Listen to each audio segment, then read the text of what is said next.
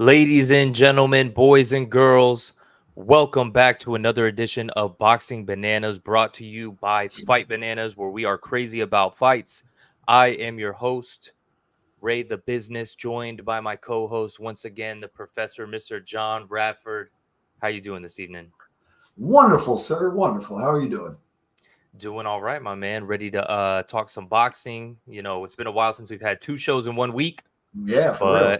But here we go, and I'm glad we did because obviously we had to cover what went down last weekend, or this past weekend I should say. And Yep. then now we're going right back into another big fight with a heavyweight title fight for the IBF heavyweight championship of the world. Daniel Dubois is defending against one of the best in the division, Mr. AJ Anthony Joshua. So we have a nice weekend preview for you guys. Everyone listening, make sure you subscribe, like on the Facebook, subscribe on YouTube, subscribe to the Boxing Bananas official on Instagram, and of course Fight Bananas official on Instagram as well. And if you want to give your opinion and comment, make sure you comment below and you could be featured live on the screen, whether you're on Facebook or on YouTube. Now, before we get into things, I want to bring on one of our other gentlemen. There he is. There he is. There he is. Mr. Johan Blanco. What's up, brother? What's up? I'm feeling a little British, mate. I'm ready for British boxing. Yeah. We're having two shows in 1 week. Shows you how big this week in boxing is, huh? Yeah, that's what I'm saying, brother. And we already got the comments rolling in. The Leprechaun of NOFC says, "Let's go Dubois." I mean, we got some Dubois fans out here, so that's good. That's a good thing. It's not happy, but it's a good thing. Hey, and everybody else listening, make sure you comment and tell us, who are you supporting this weekend? Are you supporting AJ? Are you supporting Dubois? How are you seeing this thing going down? So that being said, let's get into things, man. So we got our weekend preview. Mr. Anthony Joshua fighting again for a heavyweight title. Is he going to be a 3-time world champion, Johan? Oh man, I mean, we gotta think about it. We've talked about this like multiple times, especially you and I. We've talked about this even last episode.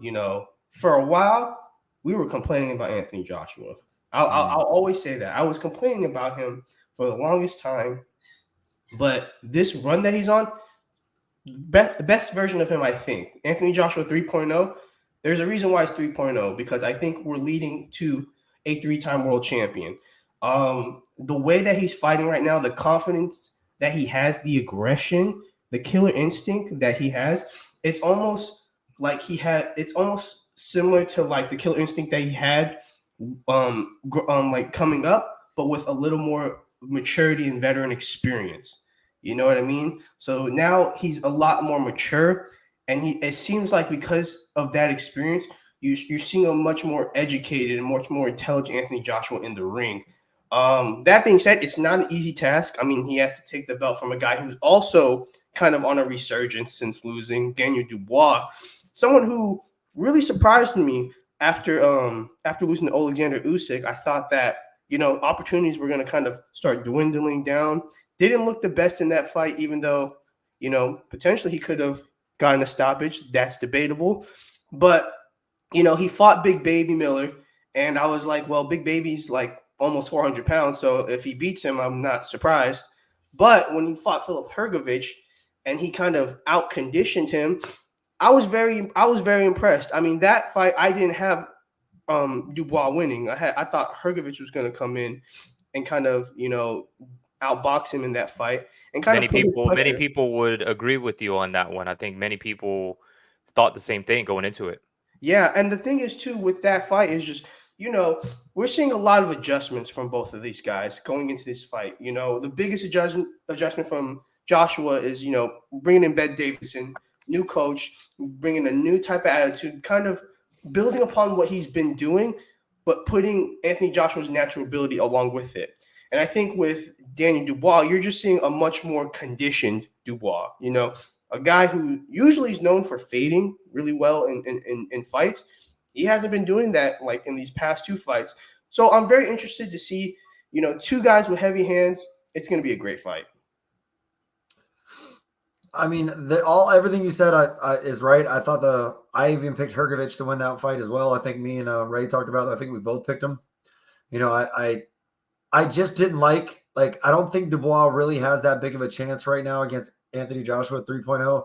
Even if his conditioning is well, he got hit way too much in that fight. And if he's getting hit that much by Hrgovic, even if that conditioning's there, Hrgovic isn't the puncher that Joshua is. You know what I mean? I just don't believe that. I mean, he's got power. Don't get me wrong. He's a heavy hitter, and he took a couple solid, nasty 1-2s down the pipe from him, and it was, you know, and he ate those. I don't think you eat those that many times from Anthony Joshua 3.0. You know what I mean? But it should be an entertaining heavyweight scrap. Both of them are coming to win. But to your point, Ray, about you thought he wouldn't get any more opportunities. We're talking about the alphabet crew here, the IBF, the WBA shit. Like, you can get opportunities anytime you want. I'm not saying he paid for this opportunity, but you can get opportunities anytime they feel like putting somebody up there because they just want to be known or seen or whatever it is. And I feel like the IBF did this to be seen again. Like, you know what I mean? In that division, you can't have one guy hold the thing forever because if they're not fighting very often, you know, somebody wants to be seen as the world title fight next up. You know what I mean?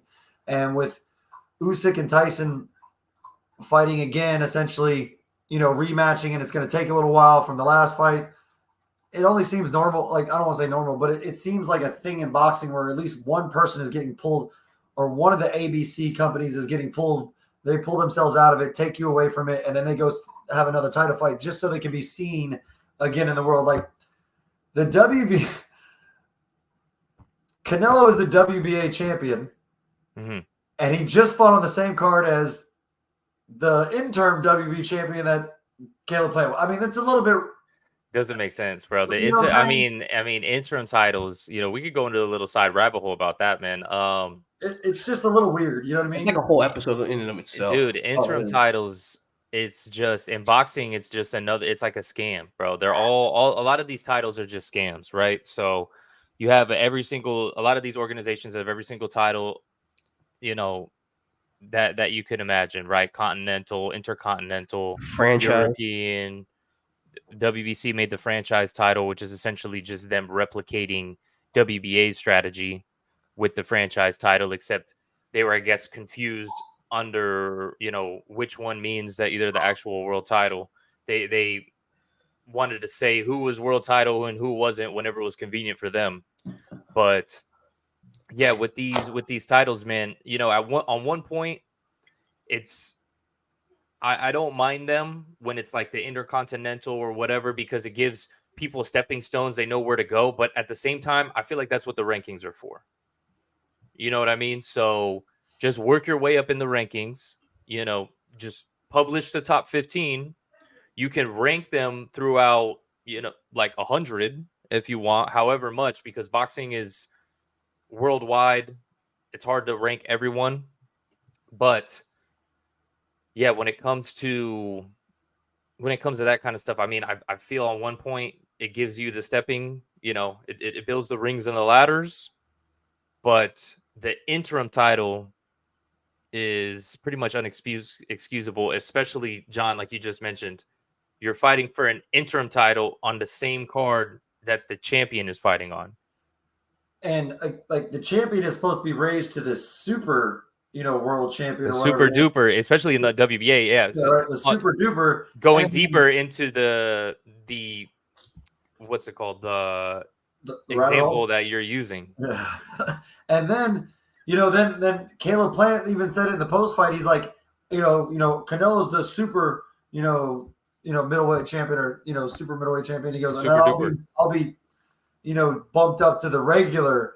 He said he'll be bumped up to the regular, which isn't supposed to even happen anymore. Yeah, right? I went on a whole rant a show or two ago about how the WBA was issued a strongly worded letter saying that they were going to lose their world title status if they didn't quit this scam of having 2 champions in one division, because there's already enough organizations, but the WBA gets 2 titles in each division, essentially just so they can charge more sanctioning fees for world title fights. And they seem to stop doing it. And then in this whole being able to inject Berlanga into a mandatory status, they were able to give Morrell a sweetheart deal at 175, resurrect a super duper champ and regular champ status for Morrell at 175, even though they weren't supposed to do it anymore. So I'm really hoping the ABC cracks back down on them, gives them another strongly worded letter, or just tells them, hey, we're going to take the steps that BoxRec just did and go ahead and cut it. You know what I mean? So we'll see what happens with that. I would like to see the interim champions be utilized more correctly, similar to like what UFC does, even though there are several instances in which the UFC likes to go the boxing route.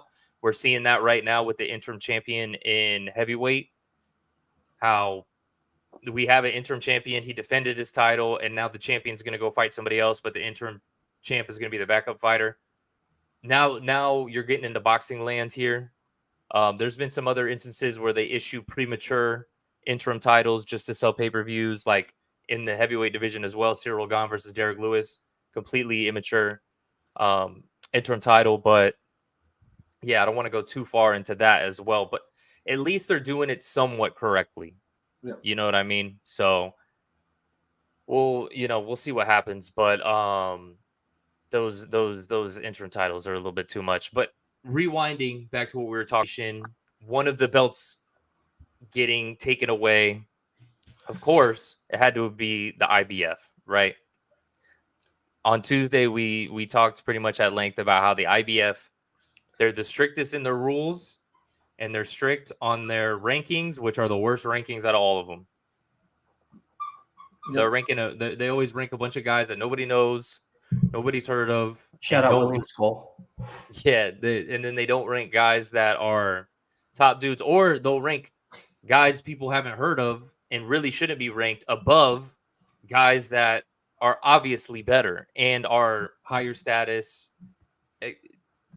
Check all the boxes.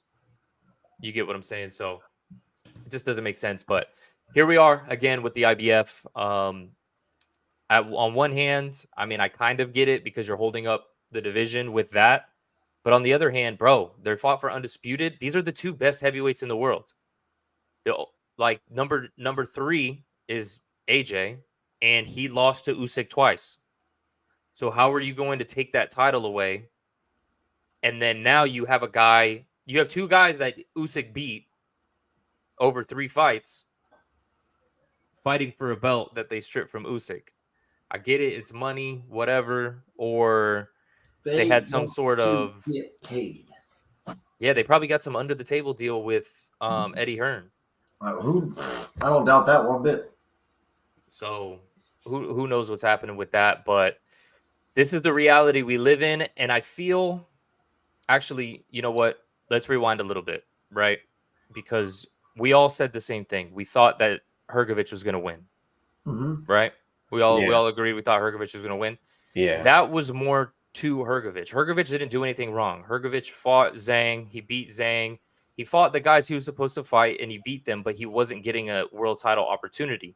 So the IBF said, hey, we have this guy. He needs to fight for the world title. Obviously, y'all aren't going to give him the opportunity.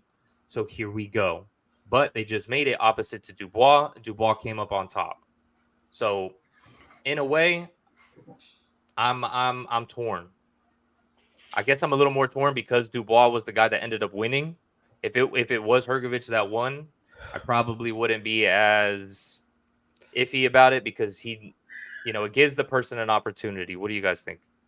I understand where you're coming from, but you could have just gave Hrgović Anthony Joshua, and it would have been a big enough fight to take over not getting a belt, and then the winner of that gets the winner of Usyk and Tyson. You know what I mean? Or yeah, I mean, I think the winner of that fight was going to fight Anthony Joshua either way. I think they were lining up Hrgović to fight Anthony Joshua.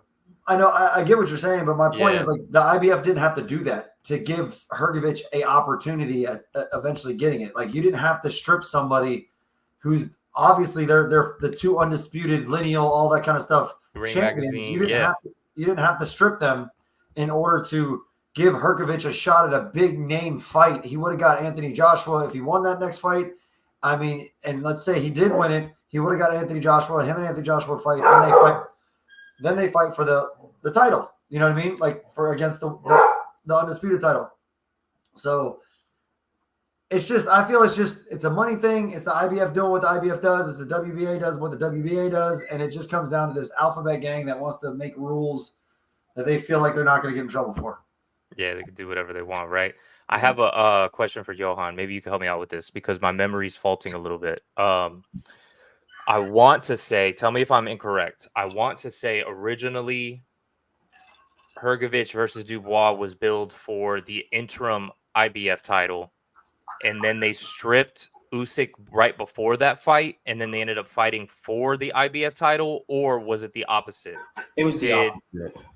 Yeah, but it was very shortly after. Yeah, but it was like Dubois was elevated. Mm-hmm. It was very shortly after, but it was like there was already talks of Usyk being stripped shortly after he won Undisputed. Just because so they might as well have just done it. Exactly, because they were already trying to mandate Hrgović as the IBF mandatory, and because that fight wasn't going to happen, they were already making that Dubois.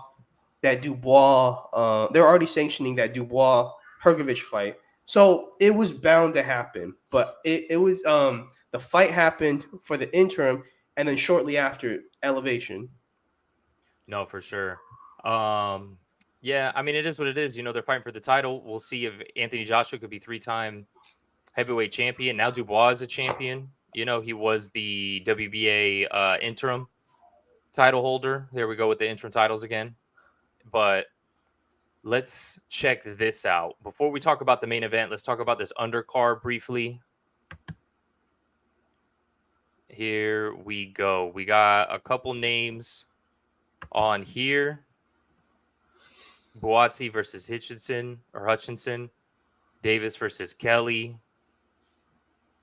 How do you say this guy's name again? Cacace. He's the one who knocked out Joe Cordina. Yeah, that was a good fight. Really put it on him too versus Josh Warrington. Josh Warrington's coming up in weight too, right? Yeah. It's 130, right? Josh Warrington, is he better than that? I have no idea how he keeps getting title shot after title shot. They love Josh Warrington over there, bro. Yeah, they love Josh Warrington. He must be talented to them. And then we got Hamza Sheeraz had a big.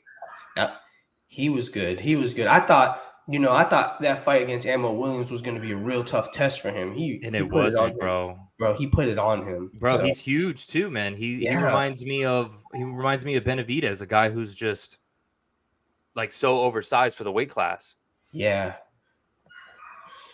He's one guy where I feel like, I don't know, I think I've talked about it here. Middleweight's so thin. He's one guy that he can really like take over the division if he's able to, like, if he plays his cards right.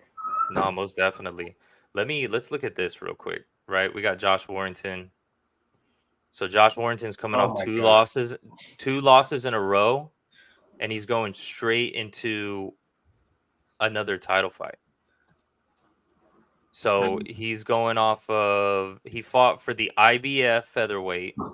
He fought Lee Wood. Was this not for the? No, I think Lee Wood had already lost the title. I think I don't know if he missed weight. Yeah. He missed weight, I think, or something like that. Lara stripped of the title, denied it unsafe for him to make weight. So what's up? So it was a non-title fight. What's his face didn't get I don't know, but remember BoxRec? Don't they not? They don't even show the WBA anyway. Yeah. So we just talked about that. Yeah, so we wouldn't even know. So this might have been for a world title fight. I feel like it was. Yeah. And then now you're going right into another title fight at a higher weight class. Like, bro. And then, bro, check it out. Out of your 1, 2, 3, 4, 5, you're 1, 3, and 1 out of your last 5. He sells tickets, bro. Kiko Martinez, I mean, that's a good win, but He must be a ticket seller. He must sell tickets over in England. I think he does, bro. I think that's Yeah. exactly what it is. I think he's popular. And then my boy here, like we said, he has that win over Joe Cordina, TKO in the 8th round. That was a good fight. That was definitely a good fight. Sheeraz doing his thing off of the Austin Williams, Ammo Williams, TKO. Yeah, I think these are all going to be good fights. Hutchinson. That Joshua Buatsi one's gonna be crazy. Willy Hutchinson put on a good fight the last time he fought. That was on the 5v5. Yeah. Against Craig Richards. Yeah. Versus Buatsi just Buatsi. beat Dan Aziz, and that was a good fight. Yeah. Yeah, this is gonna be solid. It's gonna be a solid card, man. And I like that it's in UK, so it should be in the middle of the day. Yeah. Bro, I love cards like that. Me too. Yeah, that's a good one. And then you guys already said something about Josh Kelly?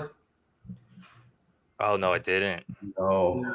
He's solid. I mean, he lost to David Evanesian, if I can even pronounce it. Evanesian.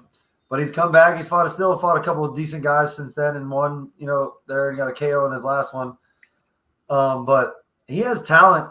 I just think that he has that, flashy, like, swag style boxing, and I feel like he does. You can get caught, you can get beat up and caught sometimes with that style. But he's still talented as hell. I mean, he has a solid style for Instagram. Yeah, no, for sure. He's most definitely. He's the Ben Whitaker without being Ben Whitaker. Right. And then of course we got Anthony Joshua versus Daniel Dubois. All right, who do we want to dive into first? Joshua or Dubois? Either one. Let's go Dubois. We'll save the big guy for last. The champion. So he had that fight against Joe Joyce where I guess he broke his eye. Yeah. Fractured left eye socket. He took the knee. Some people were saying that he quit. I get it. Your eye's broken. There's nothing you could do. Yeah, you don't like when you feel that's broke, you don't fight on that. Like you could lose your vision permanently. Like that's not something to play with. Most definitely. And then he comes back with, dude, I want to say it was this fight, bro. Like I want to say it was his very next fight that they had him fight for the WBA interim title, which I thought made no sense. I think that that fight I think the one against Trevor Bryan, that one was for the regular belt. Was he ended up? Let me see if Wikipedia has it, bro. Because this whole them not having it, it's hilarious, right? But yeah, man. I feel like I remember when they did that, I was like, they gave it to him way too quickly. Here we go. So, yeah, look, the very next fight after he loses, he wins WBA vacant interim heavyweight title. I was like, what are you doing, bro? Why is it like, why? And who is this dude that he didn't fight anybody that was worth anything either, did he? Bro. Who is that? I've never heard of him. Let's see his record.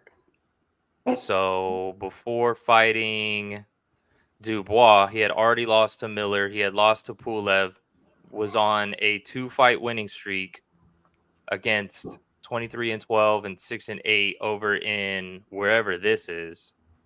What is that? Bulg? I don't know. I'm not even gonna try. Dude. I don't know my flags like that, bro.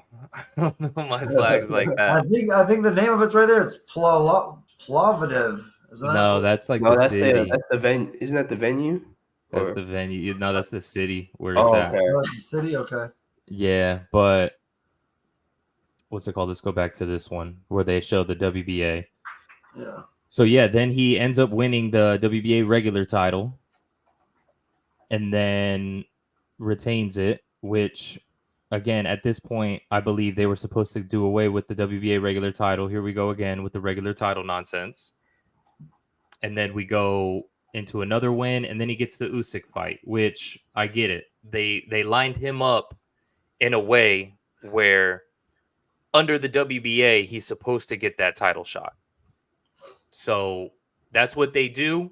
Of course, then they enforce the rules. They don't enforce it with Morrell. They don't enforce it with, making Gervonta fight Haney or Kambosos or whoever that had the title.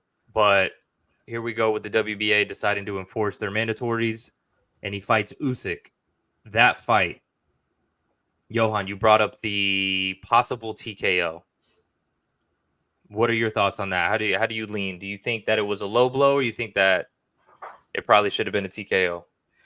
I'm on the fence with it because like part of me he like hit it looked like he hit the belt line, but then again Usyk has his like waist real high, his trunks real high, but it looked like more he hit like his colon, and I was like, that hurts. I don't know.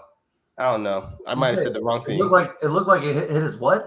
His colon. I said the wrong thing. Yeah, The area under the hip. The area under the hip. Pause, bro. He punched him in the butt. Punched him in the booty hole. The area like right below the tummy, not the hip, but like right below it.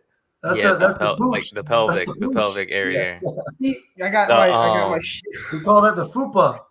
The fupa. Yeah, that's pretty much exactly what it is. So the dupa and the right. The fuda and the man, the fupa and the woman. So Johan is Mr. Feeney on that subject. He's sitting on the fence. What about the professor? How do you feel about that? TKO or low blow? I can see where everybody thinks that. I thought when I saw the angle that it hit the front of the cup, jammed the cup up, and then landed like grazed the front of the cup area where it would push it up in your nuts and then hit them in the belt line. That's the way I kind of looked at it. It's a coin toss, man. It's really it comes down to whatever that ref saw at that moment. And whatever he says, I mean, essentially, that's what we have to go by. Like it's that. I mean, it's that simple. So here's how I view it. I'll stop sharing this for a second so we can get more of a full screen. The way I view it is I view it as a low blow, but it could have been a legal shot depending on what shot was thrown. It was basically right on the belt line, maybe a little bit low. Had it been a straight right hand to the body, John, you tell me, how are you supposed to punch? What part is supposed to land? Okay. These two knuckles right here coming forward. Not this part. Not this part. Yep. Not this part. Nope. The top two knuckles should be coming downward. Not this part. Yes, sir. This part. Right there at the top. That's it. On the knuckles. So let's say we're on the belt line here. Let's say where my mic is at is the belt line.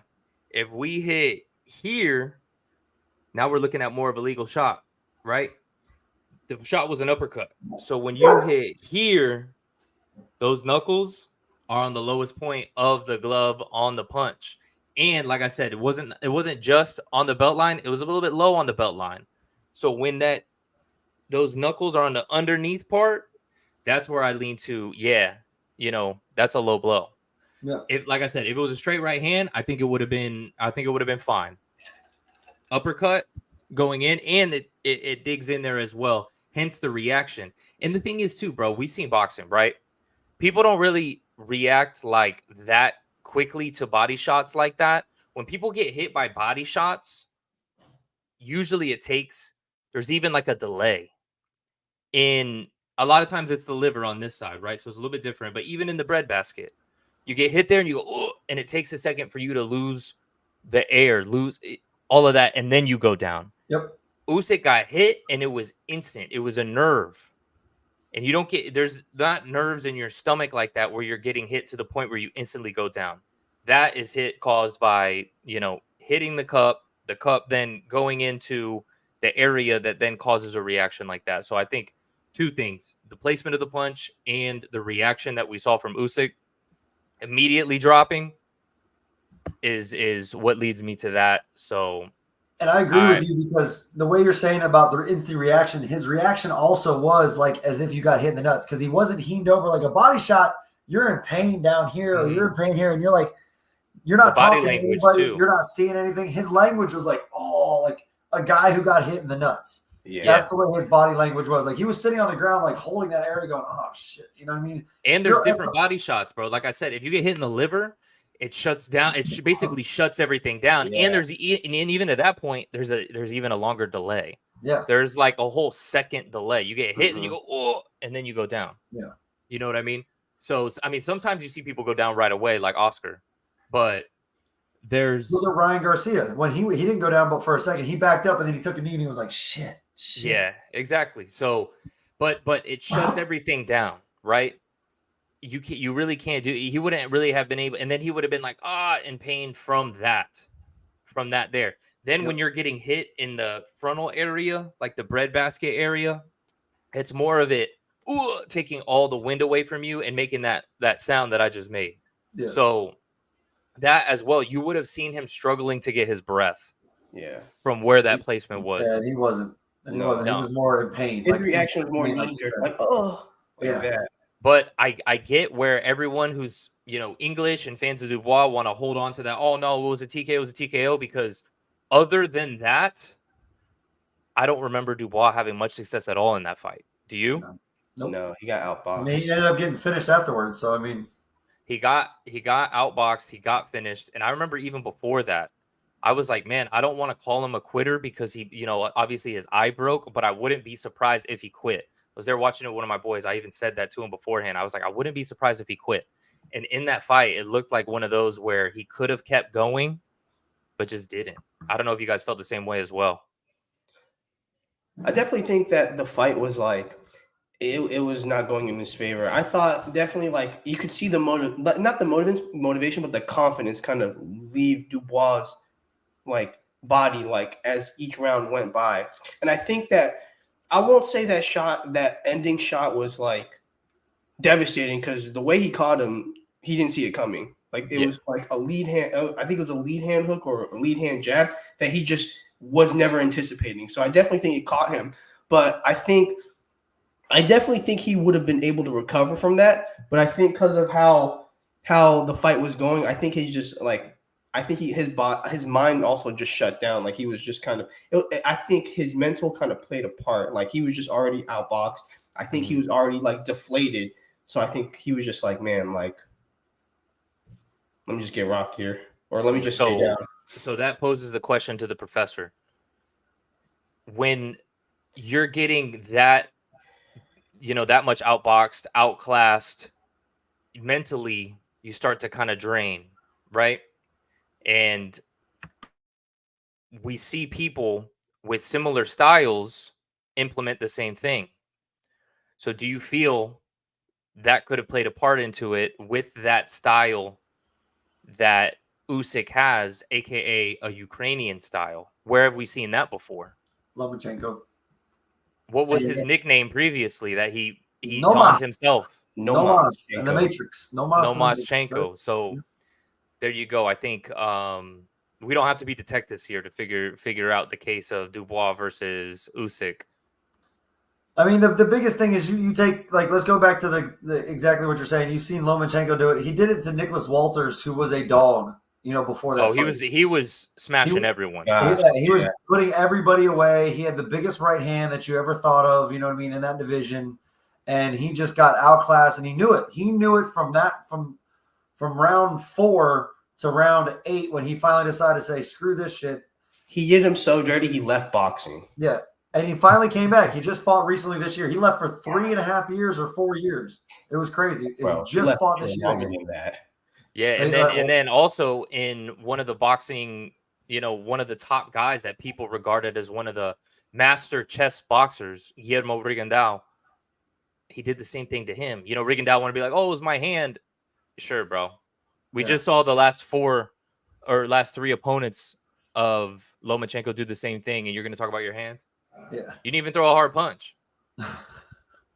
You know what I mean? So he's never been moved on like that. And then when you get a guy who dominated cruiserweight the way Usyk dominated cruiserweight, moving around the way he did that. And then you get up to heavyweight and you can take the heavyweight punches that these guys are giving you and you can still move like that. It's not fun. Like, these heavyweights don't want to move like that. They don't want. That's another reason why I think Tyson Fury was so successful for so long. He moved so well as a heavyweight, and that length was a problem. Now he came across somebody else who could move like that could take his punch, and that's just. And he took hard shots too. Yeah, he did. Bro, those uppercuts. Shots. He hurt him. He hurt him like twice at least, easily. Bro, there was a moment there, I think, like in the 5th round, where I was like, damn, Tyson might finish him. Yeah, it was going his way until he got like I don't know. It wasn't. I don't think it's when he got rocked, but like the round before he got rocked, he got knocked down. It's like I thought it was Tyson's fight because the way he was moving, the way that he was fighting, I was like, bro, he's like kind of like cruising. But then I think he took like he took his foot off the pedal. Yes, and exactly. Let Usyk make those mid round adjustments that he's so good at. Yes. Like he once he took his foot off the pedal, Usyk smelled an opportunity to to kind of adjust. He flipped the script on him after that. He put the pedal on him, and Tyson thought he could hurt him at any moment. And there's some guys that when you hurt them, you need to get them out of there within the next couple rounds. Yeah. If you let them go, we see Edward Berlanga. You hurt him in the third. You need to go hurt him the next 4 and 5. Otherwise, he might get a gas tank up going like we saw and make it 12 rounds. And that's what happened with Tyson, I think, in Usyk, is that when you hurt him that second time, you didn't put the gas pedal down on him and start pressing forward. Instead, you let him recover for a round, and now he flipped it on you, hit the gas pedal, and went straight forward to you and never stopped. And now you're on the back foot. You thought you can end this at any time, and now you can't. And now you're getting hurt because this dude has now built his confidence through the power shots that he ate from you already. I mean, it's a whole 180 in that situation. It's exactly like you said, Jan, because he didn't put the accelerator down and keep it down. He said, "Oh, I'm good." And the difference in the example you brought up is that Berlanga isn't a guy that's going to adjust mid-fight like that, where Usyk is 100%. is the guy. Yes. That is going. If anyone's going to make the adjustments, it's Usyk. It's guys like him, similar. So yeah, you know what I mean. But I guess getting back to my boy Daniel Dubois, right? So he had that fight against. Let's pull him back up. Let's pull up his box rec. He had that fight against Usyk where he lost via stoppage. Then he fights Big Baby Miller. Big Baby Miller, as you see, came in at 333 pounds. He's not a guy who can move a lot.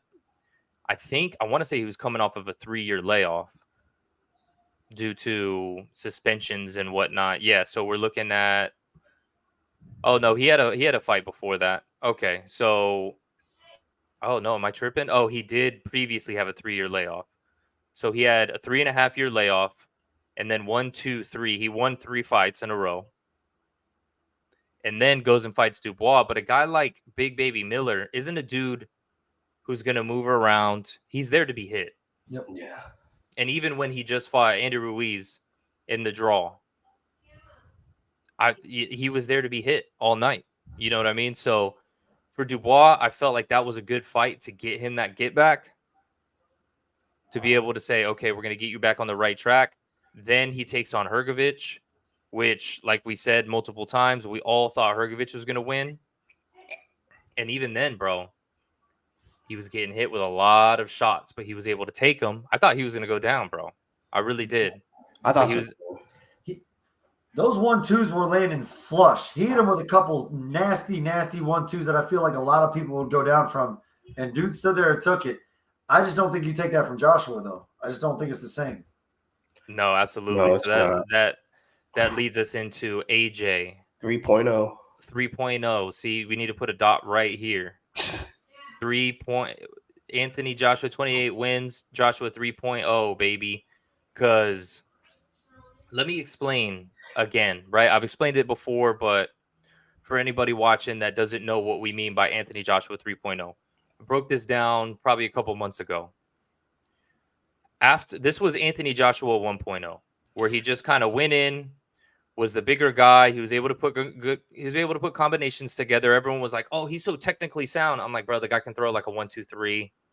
You know what I mean? Like, he can throw an uppercut. He can throw a 4. Yeah. So he threw the uppercut, against Klitschko. He's able to do that. And then he runs into Ruiz, who gave him a little bit of, but even then I was like, bro, this guy's kind of chinny. We saw that in like the first round against Povetkin, was able to still win. So shout out to him.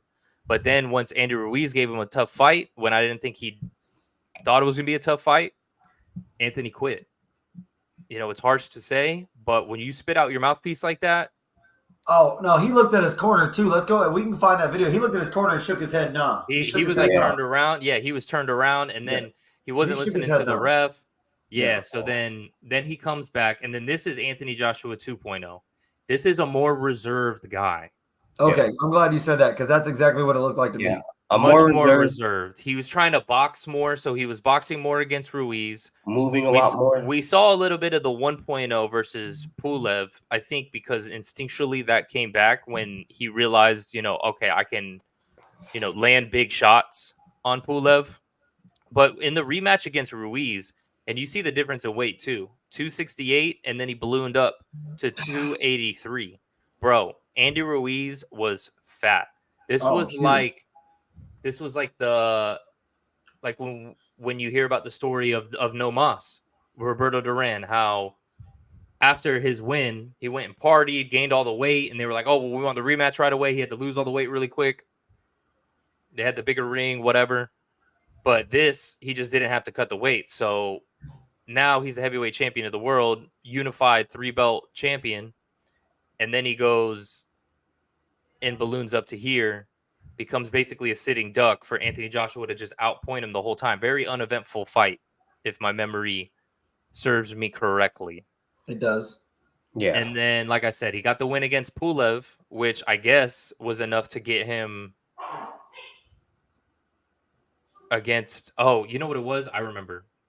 It was that Tyson Fury was supposed to fight Joshua. That fight was made for August of Deontay Wilder. 2021. Deontay Wilder took him to court. They did the arbitration, and he won the arbitration, needing a third fight. Everyone was complaining about it. The fight ended up being awesome. The best one out of the trilogy. And then that's when the WBO said, okay, well, now you have to fight the interim champion. There's no one else that you can fight besides the interim champion, which was Usyk. As soon as that fight got made, I told anyone that would listen, I said, Joshua does not beat Usyk. Oh, yeah, I never thought. Yeah. At this point, I think Usyk had 2 fights at heavyweight, I want to say. He fought Chisora and somebody else. Chaz Witherspoon, that was kind of his breakthrough. I remember this was on the same day that I went to UFC Tampa. I watched it like earlier while I was getting ready. And then he fights Chisora, who is always a warrior, War Chisora. And then goes into the fight with Joshua. Joshua loses the fight, then fires his coach, hires Robert Garcia, and then goes into the rematch with Usyk. Bro, am I wrong, or did it feel like he had the same exact game plan? No, he had like the same exact game plan, I would say. Why'd you even fire the coach? What are you gonna? Who's gonna save you from Alexander Usyk's style? Is besides Alexander Usyk's coach? I don't know that there's a lot of people that understand how to even get past that sort of style. It's unique. It's like Bivol. It's like Bivol's style is so unique for those certain categories. It's tough. You need to find somebody that's competed against that style specifically a couple times or had fighters do that. Like, I mean, that, you know what I mean? Like, I don't think Robert Garcia was going to change anything for, Joshua to be able to change and win. Like, I just don't see him adapting like that. He's not that guy. Well, it's a different Joshua now. I agree with you guys on 3.0, but that one, it just wasn't going to, I don't think it was going to change at all. Well, I think we could have saw 3.0 there because in the first fight, Joshua was trying, like, he came in, I want to say he came in slimmer, right? Let's look at the weights. Joshua was 240. No, I mean, he was pretty much the same. Pretty much the same. In some of these earlier fights, he was around 250. Then he comes in at 240. He's a more lean guy because he needs to move around. 237. So now he's got that more move around, right? Mm-hmm. Move around style. Then he's trying to box with Alexander Usyk. That's not a winning strategy, my man. And when you're the guy who's had so much success in your career, being able to use your natural abilities of your strength, your power, all of that, why are you taking that away with the style that you're fighting? That's not a style that says, okay, I'm going to land big shots and try and hurt you. Am I wrong? No, I agree with you. Yes, and then that's why I'm saying when he goes into the rematch, so my point is He goes into the first fight with the wrong game plan. The game plan that it's like, why would you do that? Fires his coach, hires a new coach, and then they go back into the rematch with the same bad game plan. What are we doing here, bro? And then, Johan, maybe you can help me out with this. In his return fight against Jermaine Franklin on April Fool's Day, aka my anniversary of 2023, was he still with Robert Garcia? Or no, he was with Derek James. Yeah, he was with Derek. This was like the first Derek James fight. First Derek James fight, and bro, this fight was a stinker, dude. This fight, when I watched that fight, right? This was when the talks and rumbles first started of what's his face? Francis Ngannou coming into the heavyweight division. At that moment, after I saw that performance against Franklin, I said, get Ngannou versus Joshua right now. I said Ngannou's beating that version of Joshua. Ngannou's winning, because he just looked like he just like didn't even know what to do. Like Franklin was, you talk about a sitting duck, bro. Franklin was there to be hit. He was sitting there right in front of him, and Joshua like couldn't pull the trigger on him. It was weird, bro. It was super weird. And then Johan, maybe you can help me out. In the Robert Helenius fight, was that his first fight? That was his first fight with Ben Davidson, right? I think so, but I have to double check because I feel like Derek James was in that fight, but I definitely think it was Derek James with Helenius. I think Wallen was the first one with Ben Davidson. I'll double check, but because he didn't look that good until the knockout in the Helenius fight. Like he was still like a stationary guy, not like still trying to like be calculating and stuff. He wasn't too impressive in that Helenius fight. That's why I say I'm not sure. Well, how do y'all feel? So he was with Derek James or not Derek James in that one? I'm not sure. I feel like with the Helenius one, he was with Derek James.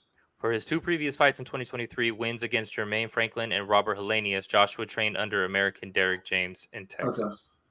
Okay. Yeah. So the way he was fighting, it didn't look like it was a Ben Davidson coaching. I'm not gonna lie. So let me ask you this right here.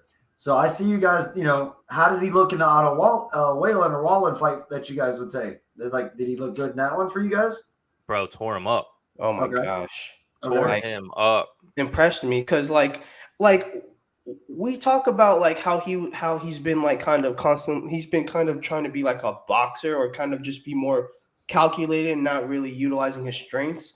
Well, Ben Davidson realizes that he's kind of switching that, but it's like he's implementing Joshua's strengths along with what he's already been doing.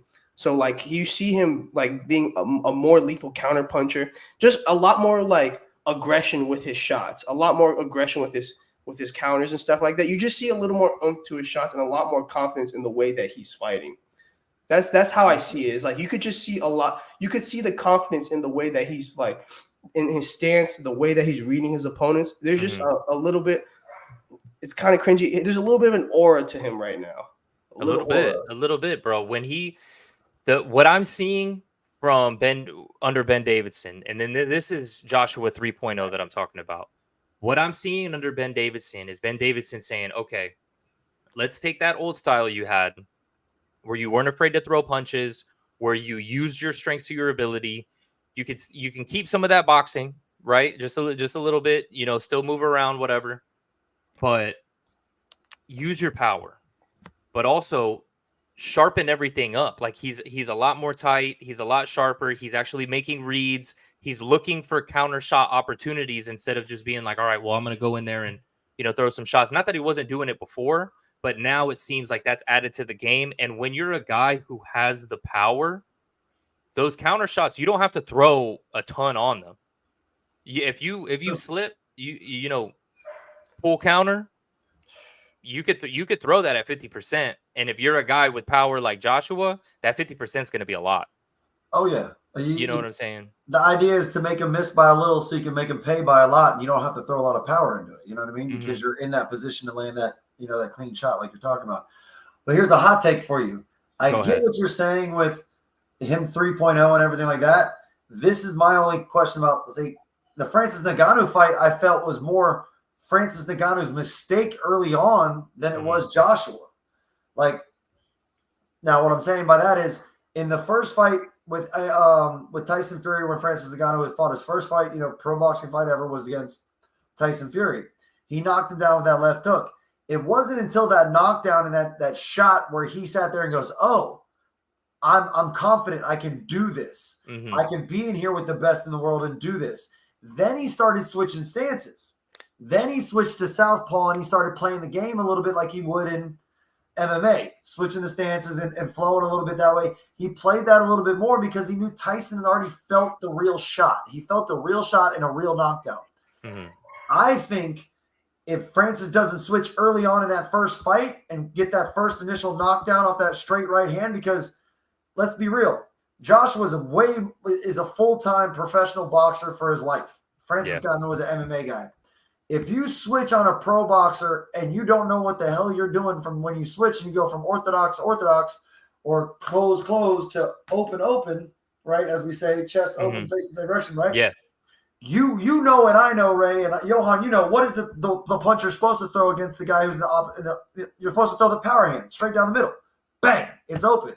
Who threw it first? Joshua, because he knew. Francis got overly confident in that stage of the fight for no reason. He hadn't done anything to prove that he can switch against Joshua or even give Joshua a fear of something to where you might want to pause now that this man switched. I know that, when you see a boxer that switches and can do those things, like a Terrence Crawford, for instance. Terrence Crawford is a full-time, long-time, unbelievable generational talent boxer. He switched on Earl Spence right away. That's okay for a man like that to do. That changed the whole outcome of the entire fight because he did that. Francis isn't that guy. He gave Joshua a very easy, food plate to eat, whatever you want to call it. He gave him a shot to go ahead and take because I think Francis got a little overzealous with his confidence, thinking like, I hung with Tyson, I can hang with this guy. Well, you can hang with Tyson when you give somebody to worry about something. You know what I mean? Like when there's something to worry about, the game is different. When the best, one of the best heavyweights on the planet stands in front of you and isn't worried about anything, the game's not the same. No. You know what I mean? It's the sorriest NBA player in the world sitting on the bench out of the sorriest NBA player we have comes into the gym down your street. He's not missing. No. And he's beating everybody. No matter how trash he is, he's beating everybody. He's trash in the NBA, but he's killing everybody out here. It's the same situation in this. Francis gave up that win, I think, early. I know Joshua did the right thing. He used this skill set. That was a nasty knockout. One of the best right hands you saw to finish the fight. I thought that was just beautiful. But I'm not super sold that this Joshua can beat the other two guys that are fighting later on this year for the unified titles, right? I believe he's a better fighter than what he was. But this fight will tell a lot more, right? This fight will tell a lot more to us than the Francis fight. But that's my thing with the Francis fight. I don't sell that win wholeheartedly yet because I think Francis did it to himself a little bit. Not saying Joshua could have beat him later in the fight. Things could have happened different, that way. But to end that early, it was more Francis's fault than it was Joshua's doing. In my opinion. I think as well, another possibility of why he switched southpaw, right? It might not even been that he was getting confident, but maybe the fact that when you're a boxer, you know how to set up shots, you know how to set traps, etc. For Francis, he doesn't know how to do that. So how do you give somebody a different read? You go to the different stance because you could do it in MMA. You give somebody a different read because you go to the different stance. I think he might have done that in this fight because he was trying to look for openings and opportunities. So then switching up the southpaw, but like you said, what's his face? Anthony Joshua took full advantage of it. Also, I don't know how much it plays into it, but Francis was saying, they had me come into the arena at 10 o'clock. No. And then they had me warming up. And then after that, I didn't fight until 2 o'clock because Francis did look a little cold. He did look a little slow. And like that shot he got knocked down with, it probably still would have knocked him down. But I felt like that shot was even more of a surprise shot, but it led into the beginning of the end. I know you waving your hand like that. It doesn't matter. That shit matters, bro. I promise you on all my heart. If you get amped up to fight and they bring you to the arena at 10:45, but Joshua doesn't show up till 1:30, you already know right then and there, why have I been here for 2.5 hours when this man's just now arriving? I know I'm not fighting for at least another hour then. Mm-hmm. And like you've already warmed up a few times, they're telling you it's a huge deal. And I definitely think there was a little bit of foul play in that. I doubt it was truly miscommunication on anyone's part. I think it was a little bit of foul play. But either way, it had to have been.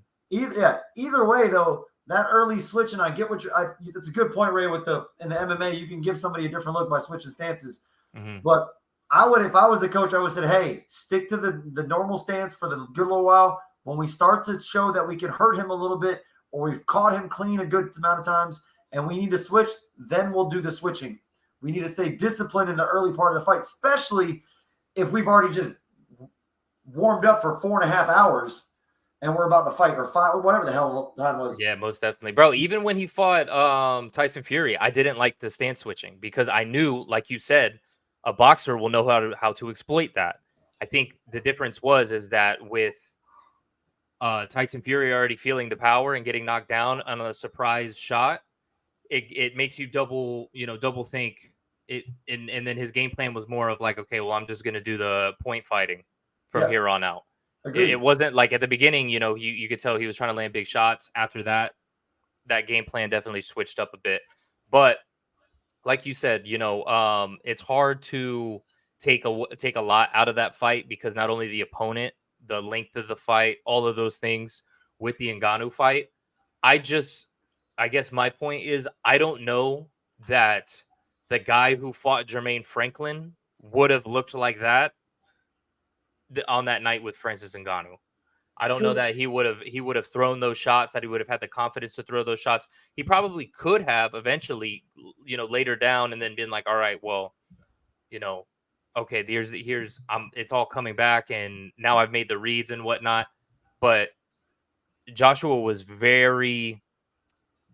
he was confident early.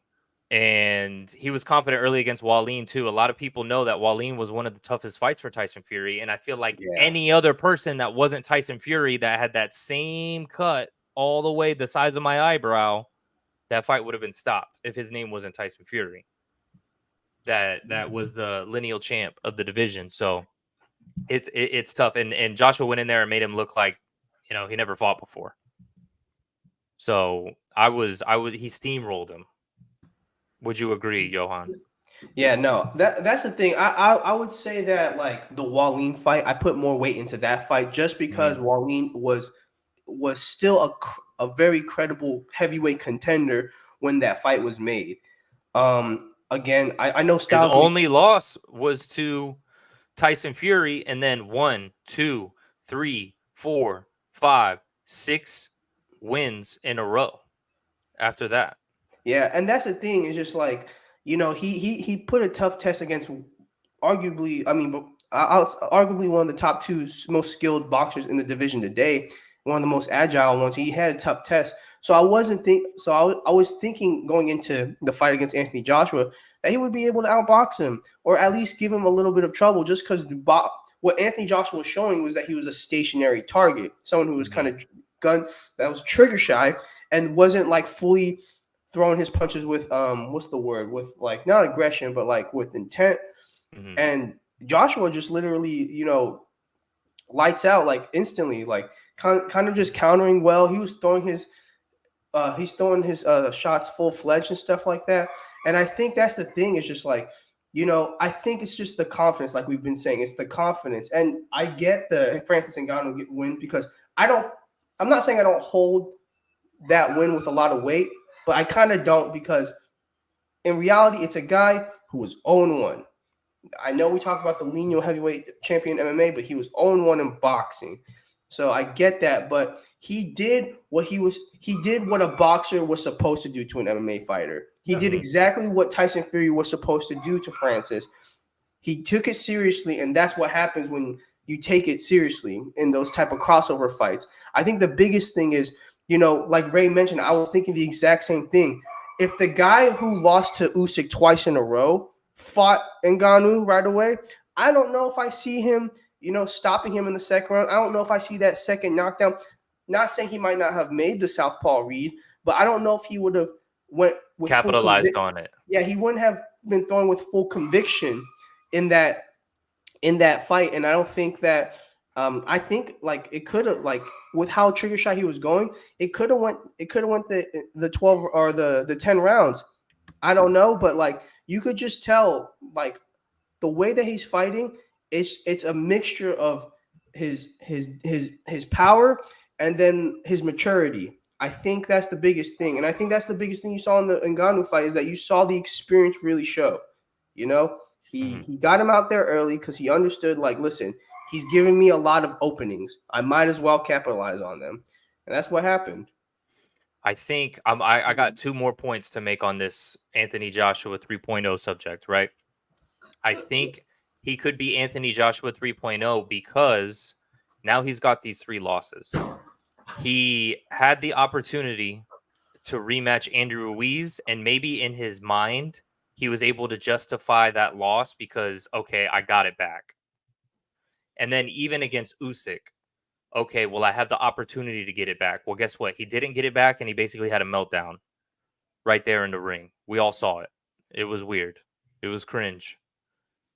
Now he's had the time to reflect. And even when I'm hearing from the interviews, everything, this seems like a guy who's at peace with everything. It's a guy who's let go of all of that. He's not afraid to lose. So maybe that gives him a little bit extra in that confidence to be able to throw those shots with intent, etc. The other point with the 2.0 Joshua is in this rematch with Usyk, I think it was about the 8th, 9th round, he hurt Usyk with a body shot. Yeah. He hurt Usyk with a body shot, and what did he do with it, Johan?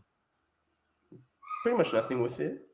Nothing with it, bro. You're getting outboxed. You finally hurt the guy. You're the dude that's supposed to be able to finish people. You're the dude that's supposed to have the strength, the power. List goes on, and you do nothing with it. You let him recover, because you could recover from, the body shot like that. Like, all right, breathe. You let him move around. Bro, hop on him. And he didn't. So like if he was able to put just a bit of pressure, just a little bit of pressure, Usyk would have been panicking in that moment. Like the way that there would have been a little bit different of a fight in that round. Yeah. Well, because you could tell that Usyk was like moving a little more heavy with his feet, just because he landed some heavy shots. It's just Joshua knew he did, but I don't know why he didn't like show a little bit more aggression or show a little bit more like, just a little more conviction with like kind of throwing and kind of setting up some stuff. But I think this version, I mean, he's not going to give a fuck. I'll say it. I said it before, and I'll say it again.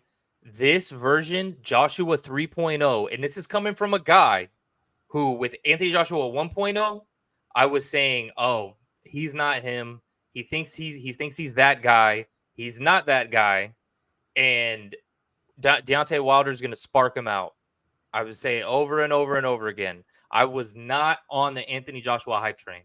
This version, from what I'm seeing, the technical boxing skills, the application of his power, the counter punching, all of that, the confidence he has now, I don't care about the 3 losses. Throw him to the side.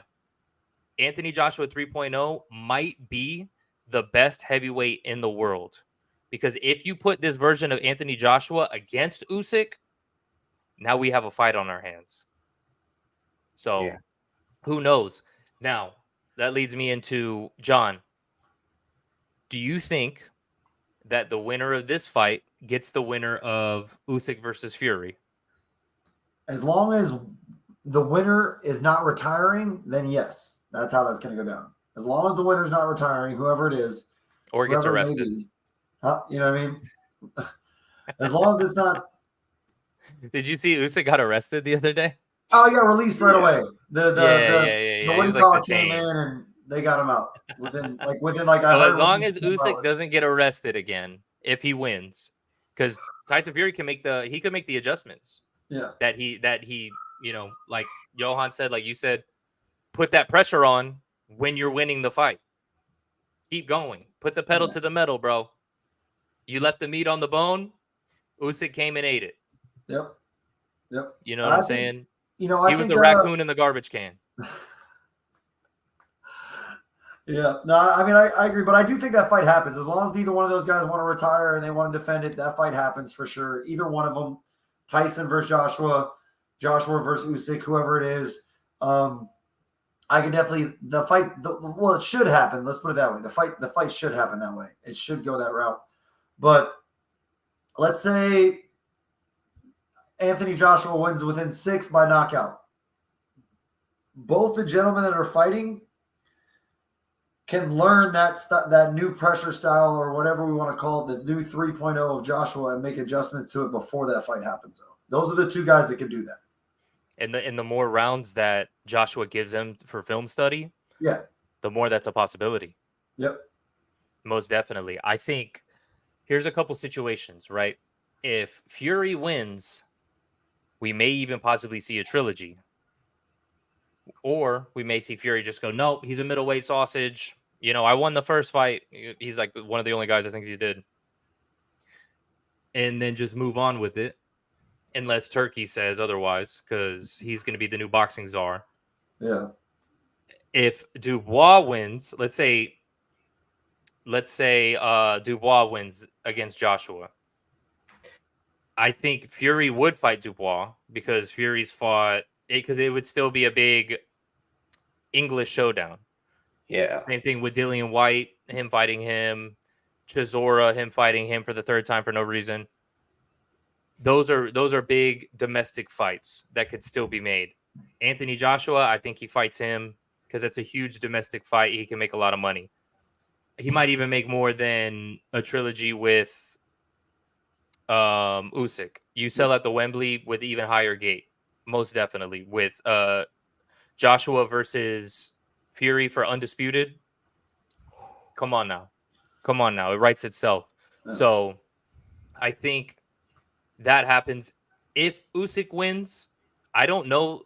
Let's say Usyk wins, Dubois wins. I don't know that Dubois is going to get a rematch with Usyk. Usyk, I mean, at that point, I think the only fight. What other fight is there to make? Does he do it? I don't know. I don't know that I see that.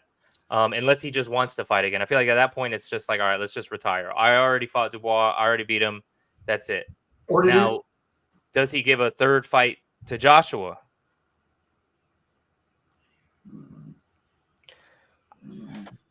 I think he might go down to the Bridger weight. Oh my gosh. He might. I mean, like, it's right there. He already weighs that amount. Like, you know what I mean? Yeah, He fights it. yeah.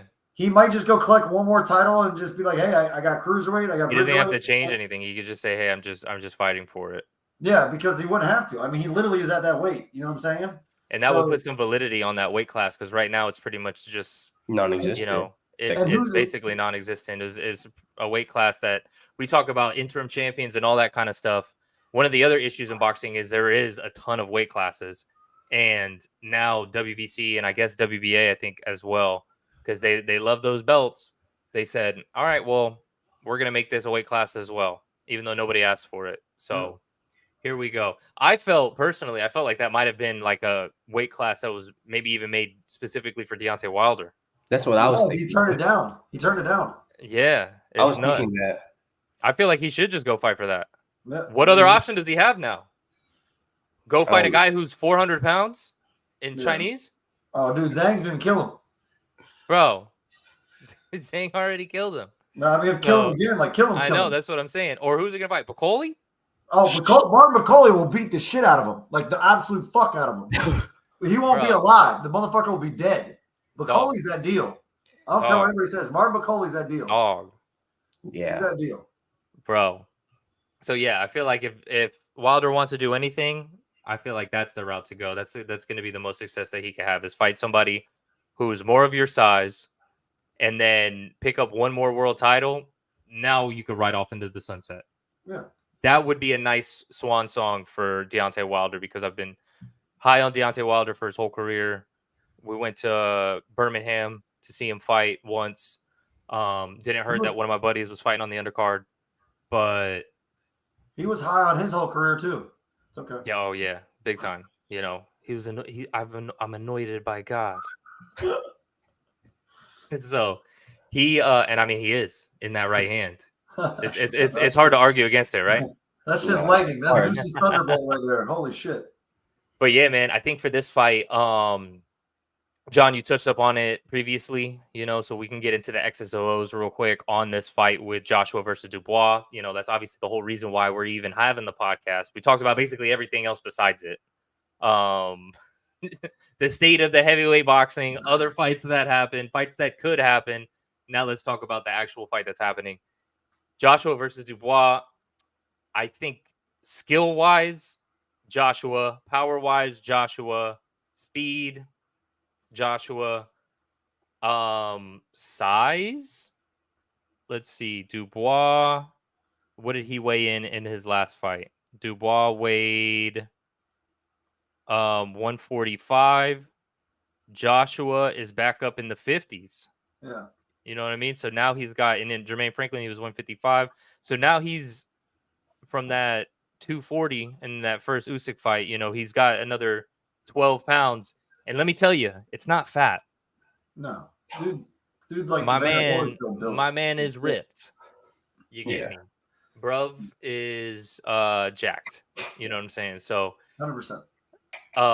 yeah, bro. Like I said, you brought it up earlier. When I was right after that fight where Hrgović, because you already knew kind of what was going on. They were gonna strip Hrgović of the title. The only person that's gonna be worthy of even fighting for that title against Hrgović would have been Joshua. They were trying to set that fight up. They didn't really talk about it, but everyone kind of knew. And Dubois won. Dubois gets the fight. Now it's for the IBF title.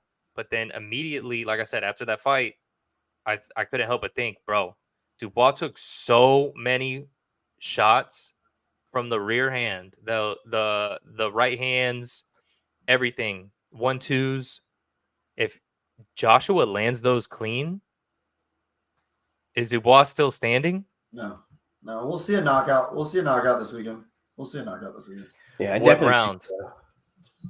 Probably. I mean, Dubois has shown that, like you said, his conditioning's better now. We feel like, he's shown that he can be, a little bit more durable, in those senses.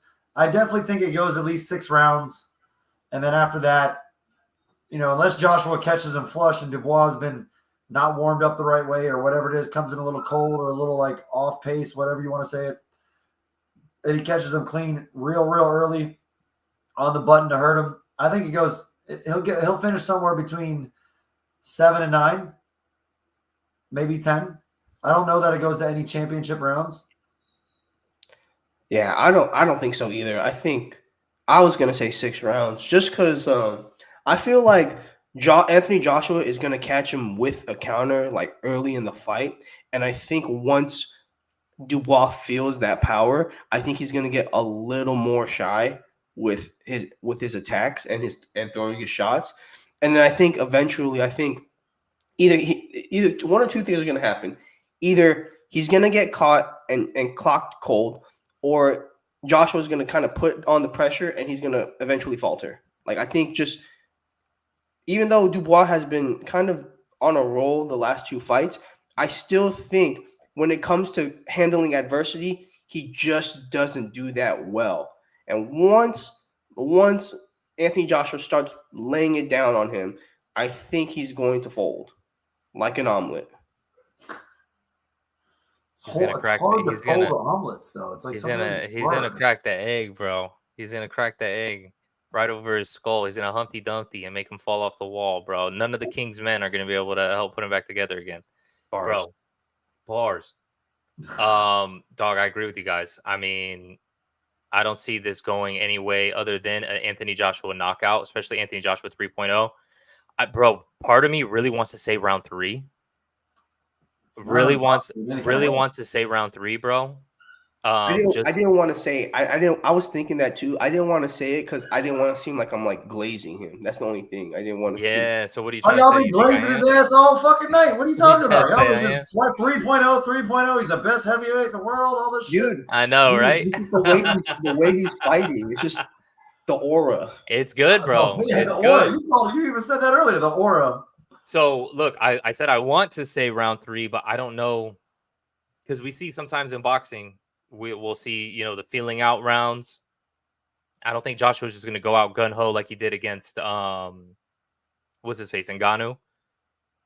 I think maybe we'll see some feeling out rounds, and then maybe we'll get round 4 or round 5. But I say that because if Dubois takes the shots that he took against Hrgović, he's not taking those shots, bro. Yeah. Maybe 1 or 2, bro, but It could not. You're both right. It could easily end in 3. So I mean, it could easily end in 3. You're not reaching in any kind of way. It could easily end in 3. Joshua has that type of pop. It could happen. I'm giving Dubois a little bit more credit for the power shots that he took against Hrgović at the beginning and whatnot. But like, it could easily end in 3. I mean, I see. Yeah, most definitely. Let's see.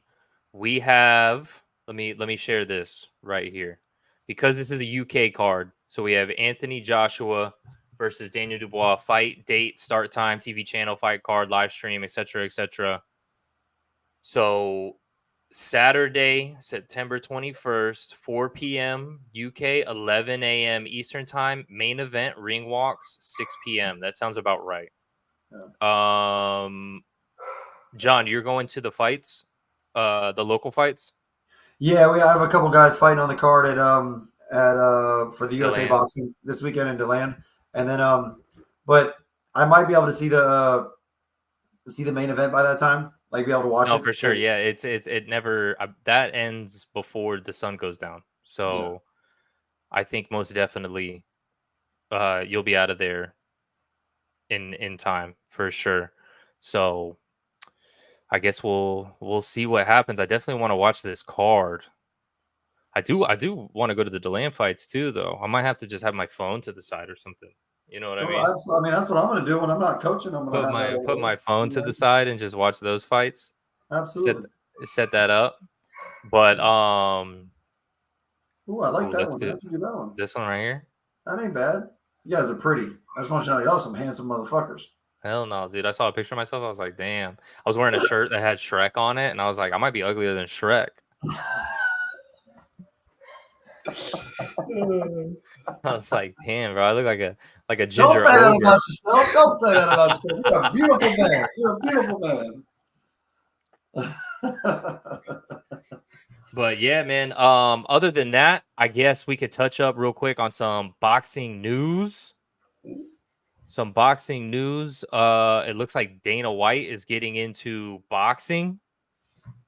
You know what I'm saying? We had El Presidente right here, himself, Mr. Dave Van Auken, send us that one. Dana says he's entering boxing. Now, he hasn't really spoke too much about it, but I mean, since Turki Al-Sheikh in the Riyadh season is pretty much taking over boxing, and they just sponsored the UFC over the weekend. Noche. Bro, Dana's been saying I think since like 2016 that he was going to get into boxing, and then he was like, nah, just kidding, I'm not going to. They asked him not too long ago if he was going to. He said, no, I don't have plans on it. And then all of a sudden, after you spend the weekend with His Excellency, now all of a sudden you're back in boxing.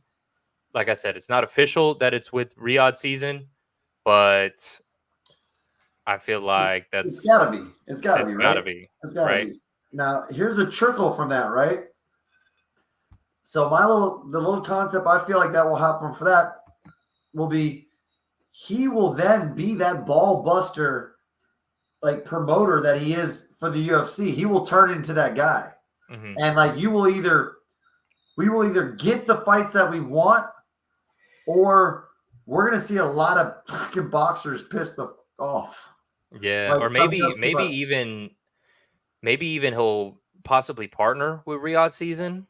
And I think he's gonna be the matchmaker for him, bro. I think he's gonna. Bro, that's what I'm saying. Like he might be the guy. Maybe not necessarily the matchmaker, because he has such a he has a huge schedule already. I don't think he wants to sit here and match boxers together, but at least some sort of advisory position where, hey, here's how we need to structure this, you know, if you guys are going to do this boxing league and where you're bringing everyone under one umbrella, you're going to buy the Ring magazine. We didn't even talk about that before. And I haven't seen any official stories on it other than like a tweet in Spanish. But I heard that Turkey with some investors are buying out the Ring magazine, which is great because I had already said here on the podcast before, you know, people were saying, oh, is he going to, you know, make a new belt for it? No, bro. I said, buy the Ring magazine.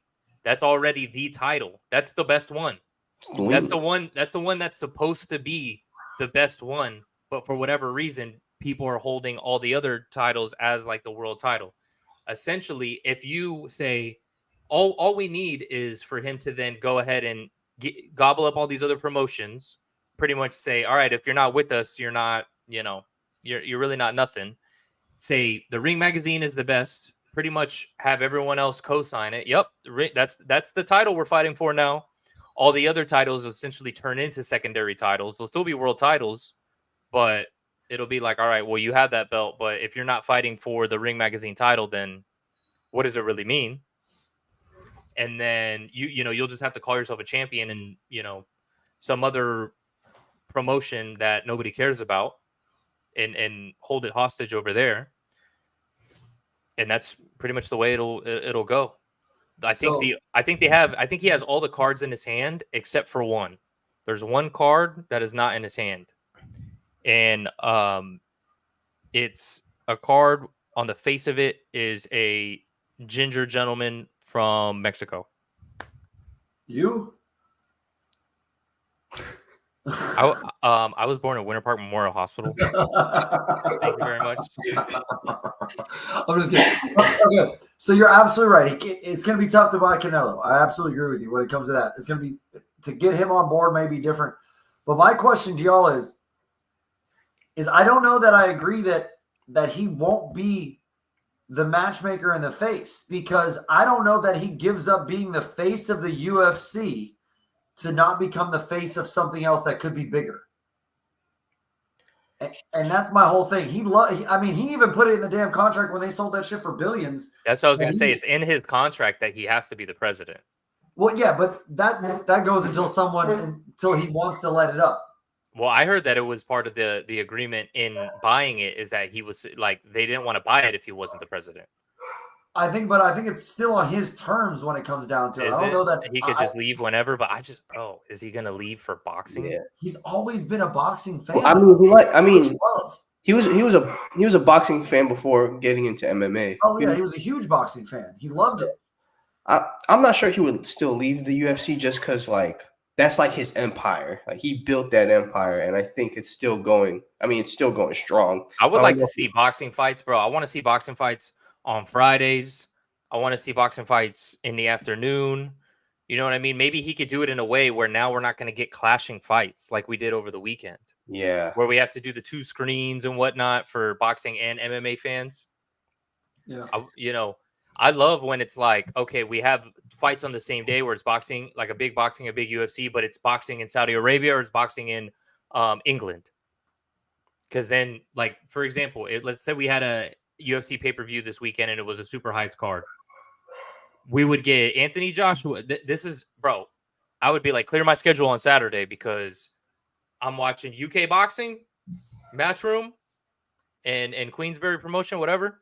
And then I'm watching UFC afterwards. That's the kind of fan I want to be. The 5v5, we were able to do that. Absolutely, exactly. And then we had a great boxing card. Poirier versus Islam versus Poirier afterwards. Yeah. So I'm wondering because like, we're speculating all this, but just the information is so vague right now. It is. Because all we know is that he said he's all in. He's in.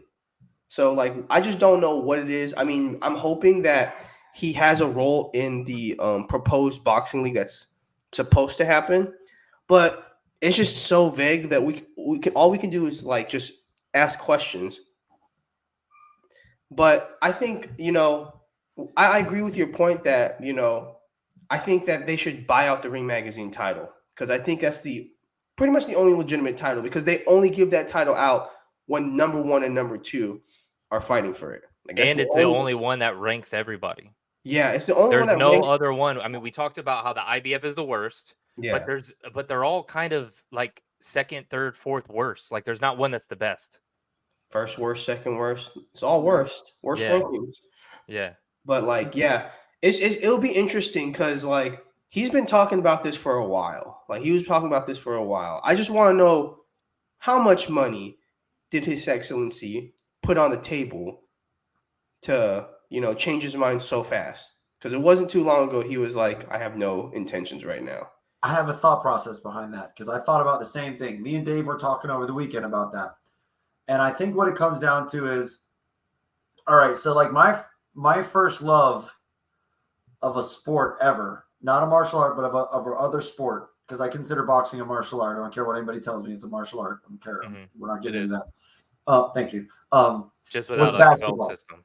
Yeah, it's just no belt system. It's just without a belt. So I agree. Yeah, you just get beat up. Yeah, the more you get beat up, the better you are. As simple as that. Yeah, pretty much. But I love basketball. That was my first love, and everything, like as far as another sport goes. So I always still go back to my first love a little bit. I always still check out what's going on in the basketball world. Don't always watch it, but I always have an eye on it slightly out of the corner of my eye. Like you're watching your little brother, or you're watching that, your best friend or a childhood friend that you don't see anymore, but you're keeping an eye on him to make sure he's doing good in life and everything like that. Dana's been doing that with boxing and has always had something to say about boxing and never ever felt that he didn't have a right to. You know what I mean? He's like, oh, I don't care. We're doing our thing over here, but you still talk about it. So you still love it. So if you can walk away from the empire you built and get paid a shit ton of money, right? You sold it already, got paid a crap ton of money for it then you're going to get this guy over here that's going to pay you even more money to step away from it after you already get paid for selling it, to go to your first love, to be the face of that. You know what I mean? Like they could be like, hey, I want, all I want to do is be at the fights. I want to be mentioned as the owner, but I want you to be the face of this Riyadh season. And I want you to bring all these big fights to Saudi Arabia, to wherever we want to put them, and do that. I feel like Dana's that guy that loves his face being seen and loves a challenge in certain ways. And then think about this. This man does not not have an ego. He has a huge ego, massive ego, right? The biggest. He thinks he's the greatest promoter in the history of promoting, right? Why would you not want to sit there and say, I made mixed martial arts?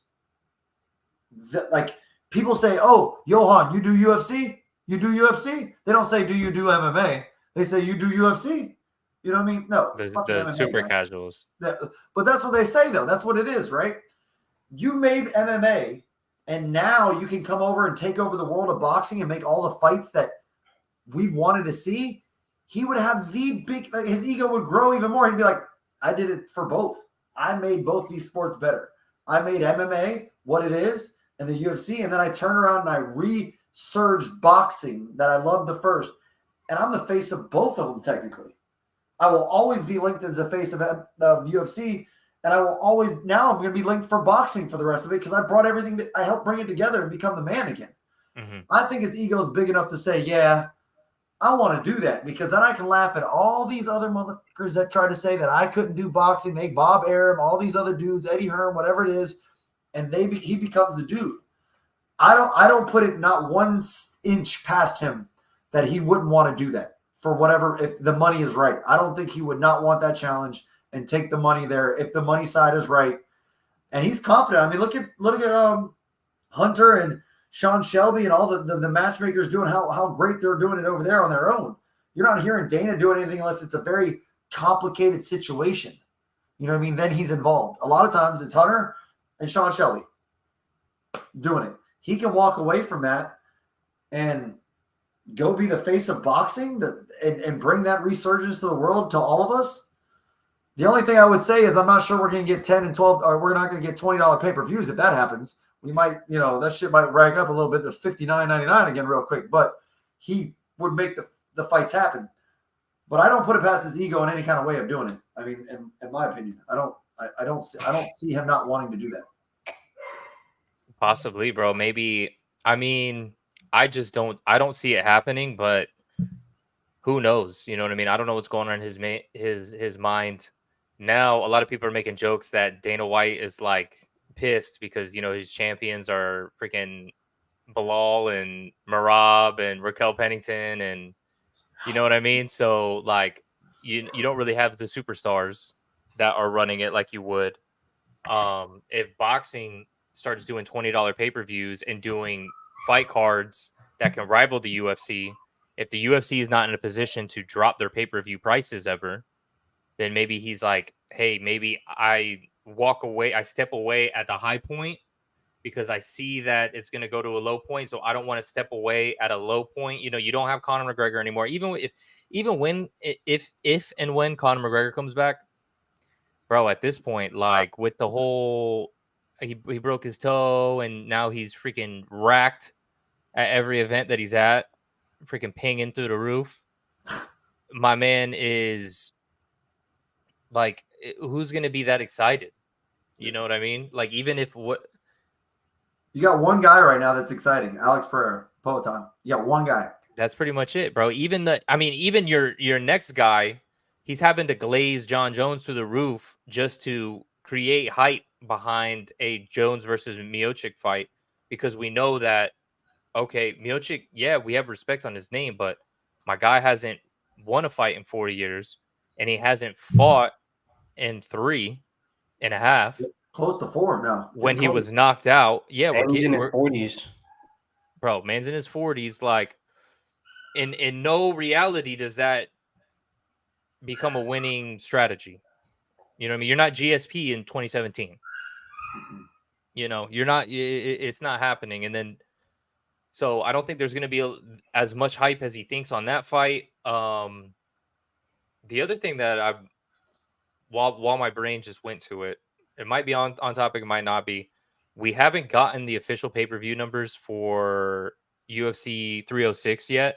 No. But we did for the Canelo fight. I know that there were some numbers that were floating around. 1,000 pay-per-view buys. There were some 50,000. So that's what I saw before, but from what I'm seeing, that's what's it called? That one was fake news. And I thought so because they came out with those. It's way inflated. They came out with that way too quickly too. I was like, there's no way that's correct, because they said it was a $22 million gate. Bro, UFC's was a $22 million gate, and their ticket prices for the Sphere were astronomical. So there's no way that Canelo is just, so it was something like this, right? Let me pull this up. Was it over 500 though? 100%. Mm-hmm. Yeah. Either way, share that in a second. 22 million gate and 750 pay-per-view reports. But this wasn't really the case. I think it was 650. Look up. Here it is. Find PBC. So 17 million gate and 650, which isn't too far off, right? I mean, and that makes more sense, because Canelo versus Munguia sold 500, and this fight was more hyped than that one. So this had a better card, right? This had a better card, and it went against the UFC. Which, to be fair, the other one did too, but it was against Pantoja versus Ursig. So it was a fight that people forgot about. That whole card, 301, everyone forgot about that card. And then 17 million sounds a lot more correct. But it says that short of massive $22 million gate, which, because they sold it at the Sphere, and it was a whole, like, the ticket prices for the nosebleeds were like $1,000. Yeah, that's crazy. But that being said, I want to see what the pay-per-view buys for the UFC did. I'm very interested in that when they went head-to-head like that. I was seeing reports that they were estimating 1 million, but I don't know that did 1 million. You know what I'm saying? For Sugar versus Marab. So I know there's still some sites out there you can stream that shit from, so 1 million's stretching it a little bit. That's what I'm saying. Yeah. But I mean, other than that, anything else y'all got for me? Not right now. Let's bring up the card and let's give our picks real quick. All right. Yeah. Good one. Before I forget, Jaime Munguia does fight on Friday. Oh, and so does Callum Walsh. Dana White's boy Callum Walsh fights on Friday too. Munguia fights Benzinian. Benzinian. Yeah, first fight on Top Rank Boxing. He's on Top Rank now? Yeah. What? So he lost and was just like, peace out, Oscar? He took Canelo's advice. Yeah. Hold on. Let me pull this up as well so it's on the side. All right. So let's start with the Buatsi versus Hutchinson. Who y'all got? I'm gonna go with. And what do you know? An interim title. I'm gonna say Joshua Buatsi, just because the Craig Richardson fight and Willy Hutchinson fight was definitely very competitive, and Hutchinson got hit a lot, but he had a great fight. It was still a great fight, but I'm gonna take Joshua in this one. Yeah, and I don't think that what's it called? I don't think that Buatsi's as good as Richards. I mean, they fought, so you could say that. But and what's his face? Buatsi won, so Yeah. I guess that proves it, right? Yeah. I'm gonna go with Buatsi too. And then Davis versus Kelly. I think I gotta go Josh Kelly on this one. It's hard, but I would say Josh Kelly. Yeah, I'm gonna go. Oh, Lee Gibson's in the house. What's up, bro? Hi guys. How was the weekend? Yo, how's it going, bro? He said the Sphere was wow. The Sphere was really cool. Yeah, it was. I will say that. Yeah, brother. He said he's got Kelly, and then what do we got next? Cacace versus Warrington. I'm going Cacace, bro. Yeah, bro. I'm gonna tell you right now, Josh Warrington's chin, if it didn't hold up at featherweight, it's not gonna hold up at super featherweight. I'm just saying that right now. And he's getting this shot after a loss, after a knockout loss. Oh my gosh. We need to change. We need to change our thought because Lee Gibson hasn't been wrong on the show. My bad, Lee. Oh my gosh. He hasn't been wrong on the show yet. Like I hate saying that, but he really hasn't. Every time he said something, it's turned out that way. I'm going with my boy Tony. I go with that too. But if Lee Gibson could end up being right, who knows? We'll see. And that's a title fight right there. Now we got a EBU European middleweight title fight versus Tyler Denny versus Hamza Sheeraz. I'm going Sheeraz. Yeah.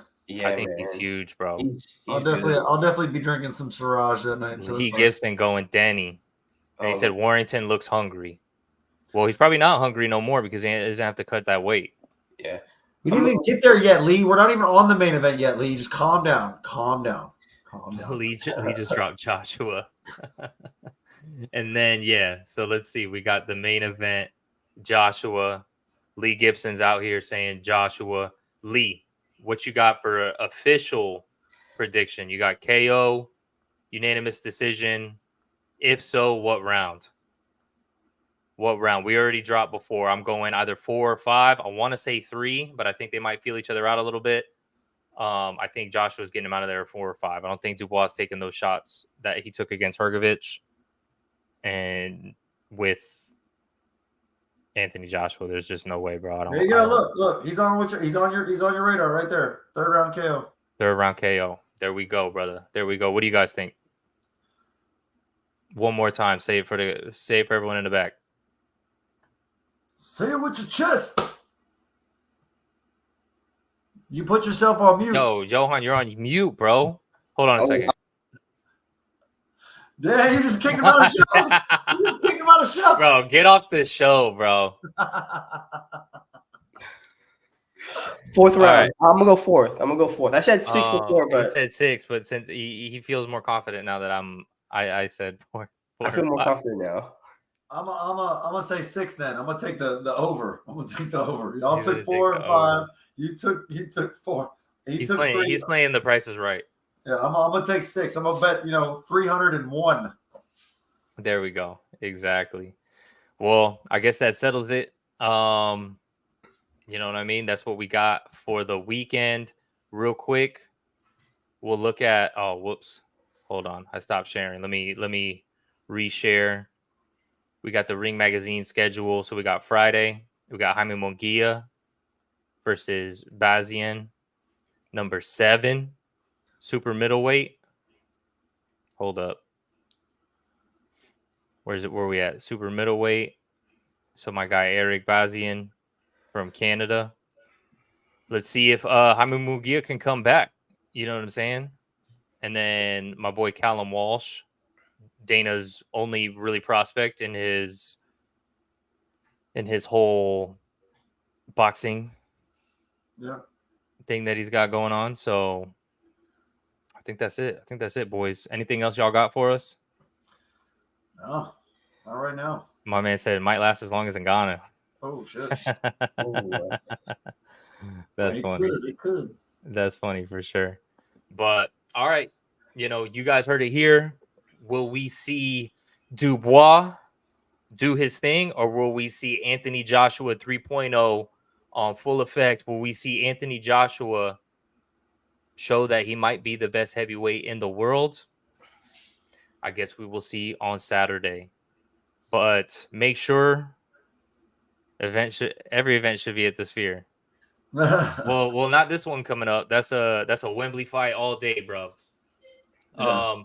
Guys, make sure you subscribe to Fight Bananas Official, Boxing Bananas Official. Like on Facebook, subscribe to the YouTube, all of that. You know what I'm saying? And until next time.